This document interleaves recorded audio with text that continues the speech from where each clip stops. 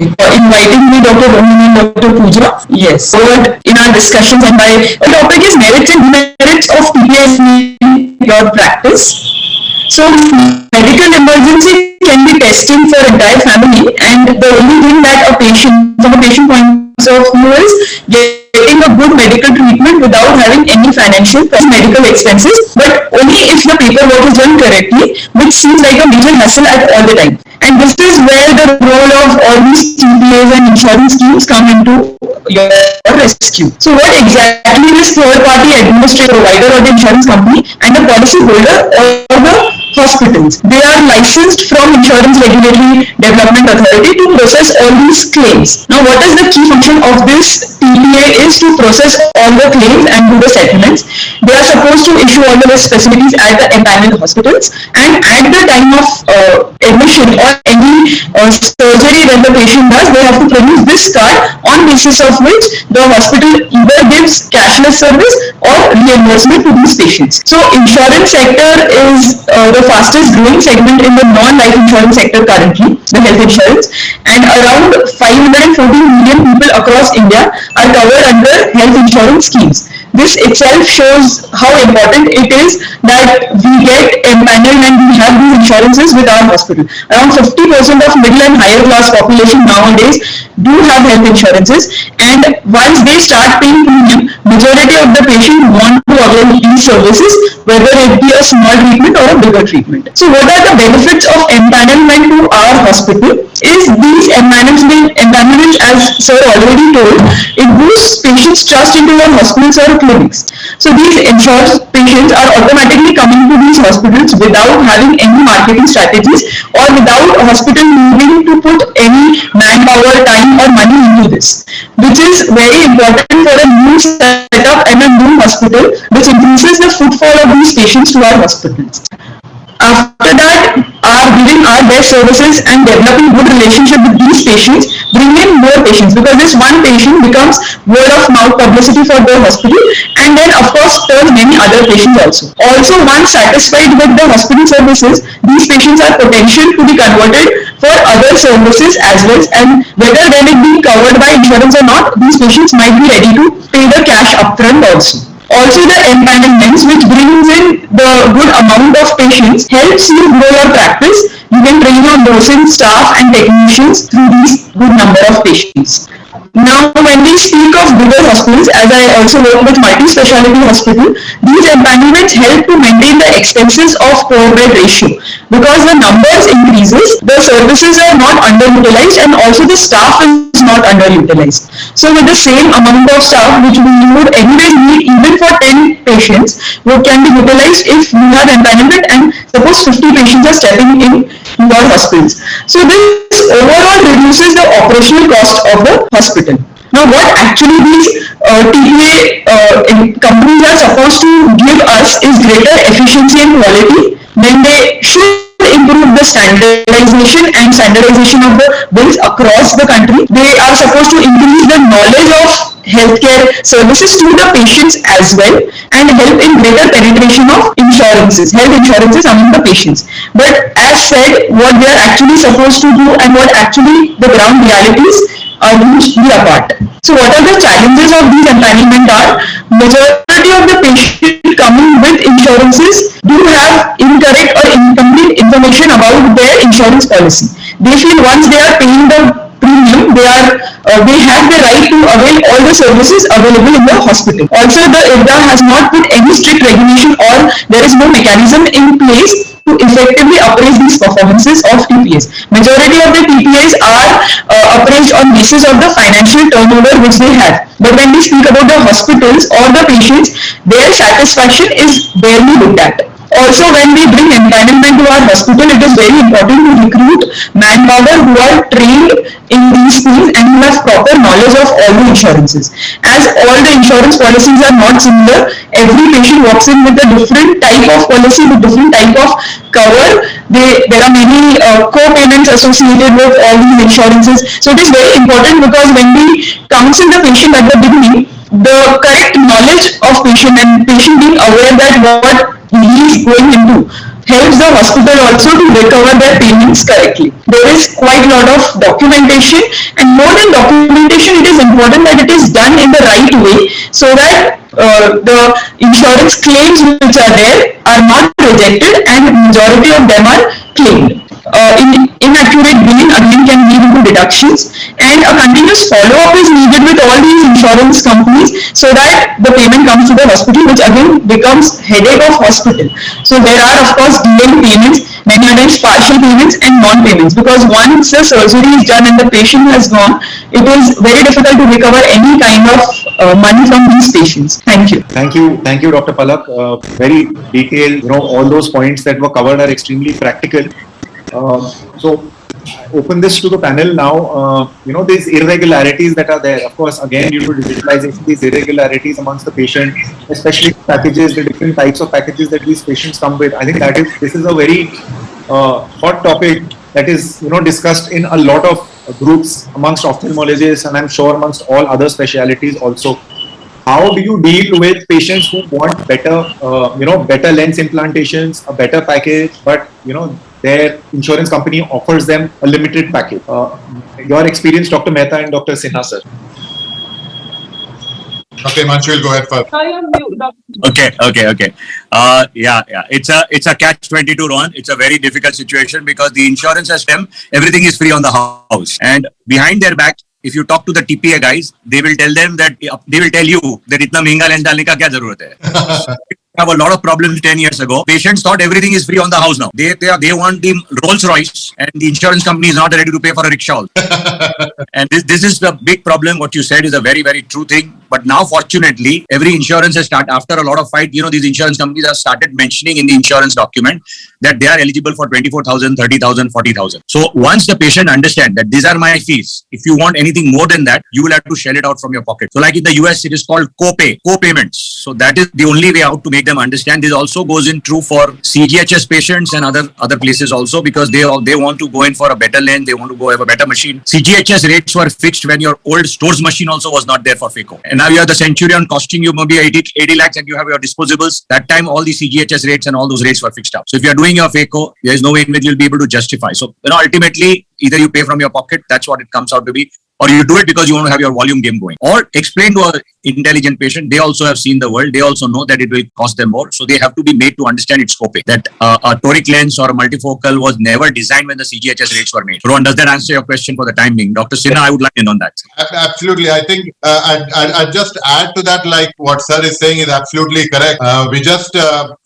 When I see these TPA patients and they have actually done their homework, they have actually known what is available in your hospital and what is the cost of the premium lenses. When you tell them that you need cataract surgery, they will straight away jump to the what lens you would like to recommend. And when you tell them that you are from an insurance company and a certain amount only will be given to them. So now these days I spend a little time talking to them, explaining to them, and like Dr. Himanshu was saying, whatever is covered by the insurance is covered by the insurance, and then the balance you will have to pay. One issue which comes is, if you give a receipt for the payment that has been made by the patient, that money the patient claims from the insurance company, and that gets deducted from the bill that you submit to the patient, to the insurance company. The insurance company says, you have already received that money. We have already received that bill. So that, as the first line which he said, it becomes a catch-22 situation, is that it becomes very difficult to give a receipt to the patient, because then it eventually turns around and gets deducted from your bill only. And the patient also gets furious that if I am paying extra, I should get a bill. So then the doctor is stuck in between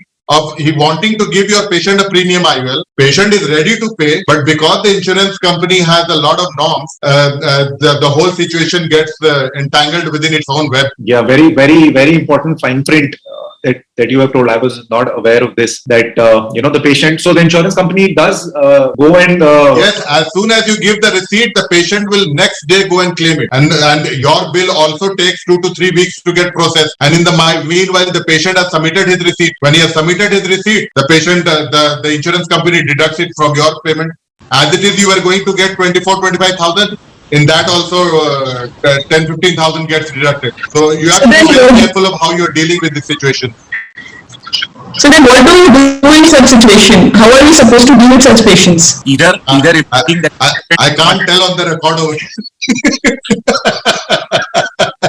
You said the meeting is being recorded. But generally, we have to tell the patient that you have to pay this, and unless otherwise absolutely not required, it will be a little difficult to give you receipts for the same. So Rohan, the other issue is quite often they also have private insurance. Now, so they want to claim at two places. They want to make money on their own surgery. So they Yes. So you have to be very clear that I'll write down that this is a duplicate. So write down duplicate. So no other company will give it. Otherwise, you'll end up paying tax. And not just that, once this second bill goes to the original company, they also blacklist you. They think that you are taking underhand money. Yes. You have to be very careful of what is happening. So some of them also, sir, what happens is that I have experienced this personally, that they have a higher bracket, but they say, why do we need that lens? We don't want to use that lens. You give us the full bill, but you put this lens, and then they'll go and claim that money. I have experienced it. They go and they take the difference from the insurance company. Patients apply. Same even requests. They want a raised bill for what has not been done also. Has anybody asked for rickshaw or transport charges? Patient asks for that money also. Ayushman Bharat is entitled to that also. Ayushman Bharat patient is entitled to that also. Sir, how do you deal in Bombay? I hear that there is no cashless system in Bombay. So you take cash from all the patients and give them the receipt? Yes, absolutely. So I tell them very clearly that fortunately this so-called unity of ours is there for quite some time. Though of course few of them are taking full advantage, because if 90% are not doing, 10% get all the work of insurance. So they are taking it. There are a few rotten eggs. We can't help that. But yes, I tell them very clearly that I am not your insurance agent. I have not given you any insurance. I don't get any money from insurance. I have nothing to say in it. Whatever you are eligible, I can't read insurance documents. Please read your insurance document. I don't know how good is your insurance and how much your agent has fooled you. So please ask your agent. Every lazy patient also is going to ask for a bill. No, please write something, write that you done CAT. Nothing doing. I will not. So it is a fight, always a fight, that you have to tell them that please take it from the authorities. I'm giving you a full bill. There is no hanky-panky stuff. Every penny that you give me is accounted for. And even if there is a toric multifocal with a lens X, there are some companies which pay the full amount to the patients. So that is also allowed. So tell them, fortunately, we can tell them here that the Bombay Ophthalmic Association has banned TPA in the larger interest of the general public. And when they hear that commonly, then they kind of digest that. But it's a catch-22 for you every single day with all these patients. They are all tasted blood, and what happens is then all these corporate hospitals who do TPA, they take away all your work very clearly. And then our poor doctors are so ignorant. So they say that kya karega hum log? Hospitals are forcing. They are enjoying the fruits of the whole thing, but they'll blame the hospital. The hospitals are forcing us to do. So this is the situation in Bombay. Yeah, because Bombay is the only city in the whole country which has a system like that. But it is beneficial to you only in the long run, because even think about it, all those patients who could afford to pay, not that they could not afford to pay, they could afford to pay, were also not paying you, because they said कि अच्छा free होता है ना तो क्यों डालेंगे पैसा? The richest of the rich also, the richest from years together, from 25 years I know, because of their tax deduction, have had a Mediclaim policy. They don't need money. Actually, the unfortunate part of life is the poor who need the policy actually are insured, and the rich who don't need, they're doing it only for tax benefit, are the ones who take advantage. Yeah. The video is going viral, sir, about that man in Punjab going in Mercedes and collecting free ration. It's gone viral yesterday itself, and I think that's we have seen that in Ayushman Bharat also. People who are wealthy, underprivileged card. Yeah, people who are wealthy, they get themselves put onto the register, onto the rolls of Ayushman Bharat, and then they want to take full advantage of it. Big bunch of people. The sucker always is the doctor in the whole bargain. Nowhere is the lens. The only money they are ready to pay is the lens. Doctor is always free on the house. Correct. But doc, I wanted to ask her, where is Dr. Palak? Palak, I wanted to ask you this question. You said you have your NABH, then you hospital. The other hospital, NABH, you are. So your voice is breaking. Can you repeat the question? Okay. Palak, my question to you was, you said you have a certificate for a particular hospital for your NABH or DHS. You can operate and give the billing from the main place. Now the purpose of NABH is to see that all the standards are met. Now the other place may not have any other thing to. So what happens? Is that legally allowed? Off record. Is it legally allowed that? So this is what I was talking was empanelment without NABH. So there are empanelment without NABH also, just the rate negotiation differs. If you have NABH, you are in a position to ask for better rates for your surgery. But even if you don't have, here we do have empanelment without NABH. So it is that situation. The small clinics who have 2-3 small clinics in different places. In a place where I go and operate, they have empanelment somewhere else. But even if I go and operate in other center, they do give me documents. I don't know how legal that is, and but they do get the reimbursement or cashless covered. So just watch it, Palak. That's all I'm saying. Sometime, what I'm hinting to you is that be very careful. Finally, it is we are who are always going to be on fire. It looks nice in the beginning, but don't.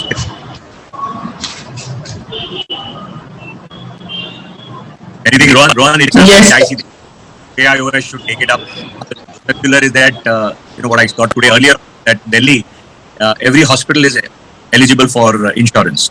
You don't need to cartel to do that. The society did, they did a lawyer, and the court, Delhi High Court, has ordered that you do not require an NABH to be empaneled. So that holds true, and that can actually be used. That court order now all over India. That has happened. That the Delhi Ophthalmic Society has worked. If I was to sum up a few things in this, very interesting. Dr. Ina said so many beautiful. Believe me, it's a lecture which you have to go through 4 or 5 times. He has said everything from his heart. As a nice colleague to teach everybody. Not everybody will talk like this and give openly all the addresses also. Even I don't have addresses. I'll have to take those addresses from him. It is so very important that you will not get those addresses. But it comes to a big circle. You have to start somewhere. To get BMC permission is a big pain. To get a clinic where it is commercial use, huge pain. I took 10. To get fire certification, huge time. To get BMC certification, because each in a spiral, one needs the other one. Each one of them is dependent on. So if you don't have fire, BMC will not give you. If you don't have commercial permission, BMC will not give you. Difficult. So I can understand how much of trouble each one, but do it. It's all in the fun. Rohan, please go ahead. You have a lot to share that I would like to hear.